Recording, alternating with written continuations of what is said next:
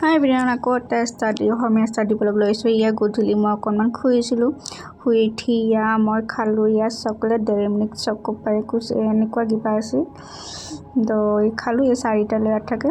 তো চকলেট খাই তো চকলেট মোৰ বহুত ফেভৰেট হয়। মিঠা ইমান খাব নালাগে, তথাপিও কিবা চকলেটৰ কাৰণে পাগল আৰু মানে চকলেটটো খাই পঢ়া পাতি কৰি অলপ কিবা ভাল লাগি যায়।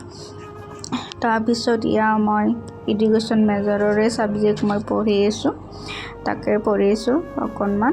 পঢ়ি উঠি আকৌ মই কি পঢ়িছোঁ অকণমান দেখাই দিছোঁ মই। তাৰপিছত শিক্ষাৰ অৰ্থ ধাৰণা পৰিসৰ meaning concept of N education. তো শিক্ষাৰ অৰ্থ তো এডুকেশ্যন এইবোৰে ছাবজেক্টে থাকে। তো আৰু যিবোৰ আৰ্টছৰ আৰু যিবোৰ হাই ছেকেণ্ডেৰীত আৰ্টছ লয় মেজৰ ল'ব হ'লে BA, তো সেইবোৰৰ কাৰণে। তো নেক্সট মৰ্ণিং ৰাতিপুৱা তো কালিৰ দিনা ভাত পানী শুই গৈছিলোঁ।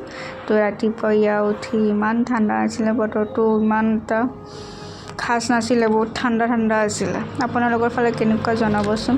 তো মই উঠিলোঁ, তো ঠাণ্ডাৰ দিনত মোক কেনেকুৱাই দেখা পাব কাপোৰ চাপোৰ লৈ বুঢ়া মানুহৰ দৰে। তো উপায় নাই ঠাণ্ডাত।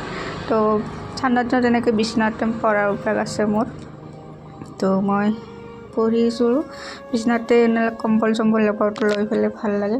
টেবুলত যাব কাৰণে ঠাণ্ডা দিনত মোৰ সাহস নাই। তো এনেকৈ পঢ়ি আছিলোঁ। তাৰপিছত কি পঢ়িছোঁ ৰাতি মৰ্ণিংখিনি তাকে দেখাইছোঁ। তো আজি মই মৰ্ণিঙত শিক্ষা আৰু দৰ্শনৰ সম্বন্ধ পঢ়িছিলোঁ। তাৰপিছত ৰাতি উঠি ৰাতিপুৱা দেখিছেনে বতৰটো কিমান একেবাৰে কুঁৱলী, বৰষুণ দিছিলে জানেনে, বৰষুণ দিছিলে। তো মই ৰুমবোৰ সাৰি গোটেই ৰুম তলৰ পৰা চিৰি তিৰি সাৰি আকৌ মই চাহ খোৱাই নাছিলোঁ। চাহ খাবৰ কাৰণে ৰুটি মাৰিছোঁ। মাহঁতে চাহ খাইছে, ৰুটি আৰু আলু ভাজি খাব মন যোৱা হৈছিলে।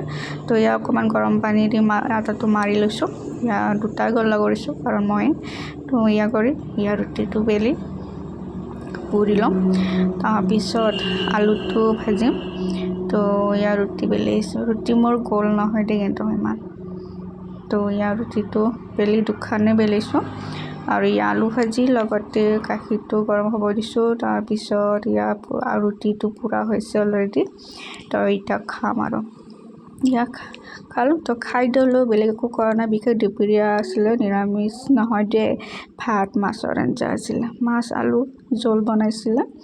তো ভিডিঅ'টো ইমানে আছিলে। ভিডিঅ'টো লাইক শ্বেয়াৰ চেনেলটো ছাবস্ক্ৰাইব কৰি দিবা।